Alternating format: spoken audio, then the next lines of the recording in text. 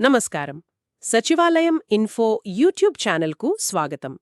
ఈ మధ్య ఆంధ్రప్రదేశ్ రాజకీయాల్లో సూపర్ సిక్స్ హామీల గురించి బాగా చర్చ నడుస్తోంది కదా. అవునవును. అందులో ఒకటైన ఆడబిడ్డ నిధి పథకం 2025 గురించి కొన్ని వివరాలు మనకి ఆన్లైన్లో కనిపిస్తున్నాయి. ముఖ్యంగా కొన్ని వెబ్సైట్లు, యూట్యూబ్ ఛానల్స్, ఉదాహరణకు మధు జాబ్స్ వెబ్సైట్లో కూడా దీని గురించి రాశారు.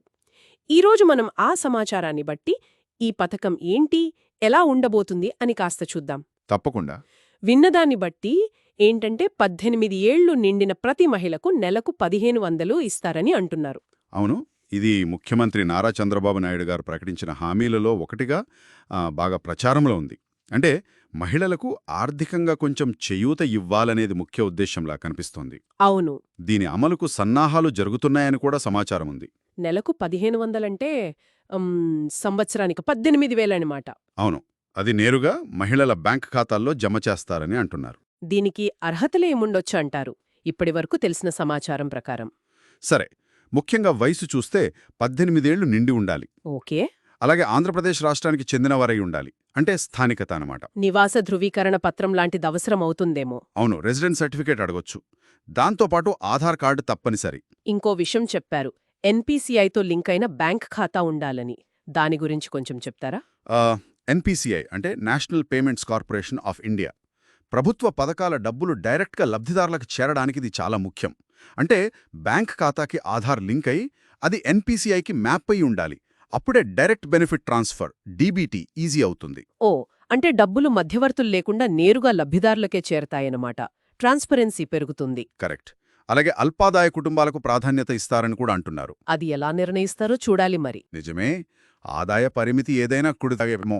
తక్కువ ఆదాయం ఉన్నవాళ్లకే ముందు ఇవ్వాలనే ఆలోచన మంచిదే. దీనివల్ల ఆర్థిక అసమానతలు కొంచెమైనా తగ్గే అవకాశం ఉంటుంది. ఇక అమలు ఎప్పటినుంచి ఉండొచ్చంటున్నారు? మనకి తెలిసినంతవరకు అక్టోబర్ 2025 నుంచి ఈ పథకం మొదలయ్యే అవకాశం ఉందని అంటున్నారు. దీనికి బడ్జెట్ కూడా పెద్ద మొత్తంలోనే అవసరం పడుతుంది కదా. అవును, దాదాపు 3,300 కోట్ల వరకు అవసరమవుతుందని ఒక అంచనా ఉంది. అంత పెద్ద మొత్తాన్ని ప్రభుత్వం ఎలా సమకూరుస్తుందో చూడాలి. తప్పకుండా. ఈ సమాచారమంతా మీకు ఉపయోగకరంగా అనిపిస్తే ఒక చిన్న విజ్ఞప్తి. దయచేసి ఈ వీడియోను లైక్ చేసి మా సచివాలయం ఇన్ఫో యూట్యూబ్ ఛానల్కు సబ్స్క్రైబ్ చేసుకోండి. మరిన్ని ఇలాంటి అప్డేట్ల కోసం మాతో టచ్లో ఉండండి. సరే, ఇక మనం దరఖాస్తు ప్రక్రియ గురించి మాట్లాడుకుందాం.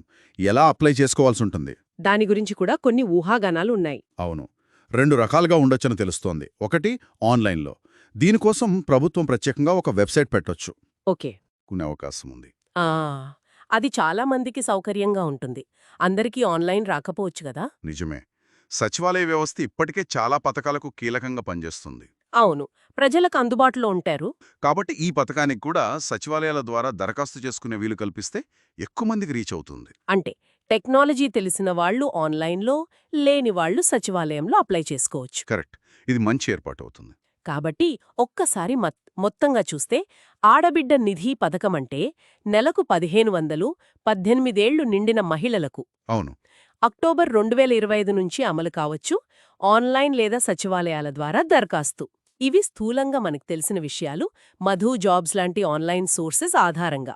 దీని కొంచెం పెద్ద పరిధిలో చూస్తే ఇది మహిళా సాధికారత వైపు ఒక అడుగులాంటిది. ఆర్థికంగా వాళ్ళ చేతిలో డబ్బులుంటే కొంత స్వేచ్ఛ వస్తుంది. నిజమే. అవును, అమలు సరిగా జరగాలి. లబ్ధిదారుల ఎంపిక ఎంత పారదర్శకంగా చేస్తారో, డబ్బులు టైంకి పడతాయా లేదా, ఏవైనా సమస్యలొస్తే ఎలా పరిష్కరిస్తారు, ఇవన్నీ చాలా ముఖ్యం. అధికారికంగా ప్రభుత్వం నుంచి గైడ్లైన్స్ వస్తేనే మనకు పూర్తి స్పష్టత వస్తుంది. ఖచ్చితంగా. ప్రస్తుతానికి ఇవన్నీ వివిధ సోర్సెస్ నుంచి సేకరించిన సమాచారం ఆధారంగా చేసుకున్న విశ్లేషణ మాత్రమే. మనం అధికారిక ప్రకటన కోసం వేచి చూడాలి. ముగించే ముందు శ్రోతల కోసం ఒక ఆలోచన రేకెత్తించే ప్రశ్న. ఈ పథకం ద్వారా వచ్చే 1500 రూపాయలు తక్షణ అవసరాలకు ఉపయోగపడతాయి. కానీ మహిళలు నిజంగా ఆర్థికంగా నిలదొక్కుకోవాలంటే ఈ డబ్బుతో పాటు ఇంకేమైనా కావాలా? అంటే నైపుణ్య శిక్షణ, ఉద్యోగ అవకాశాలు లాంటివి. అది మంచి పాయింట్.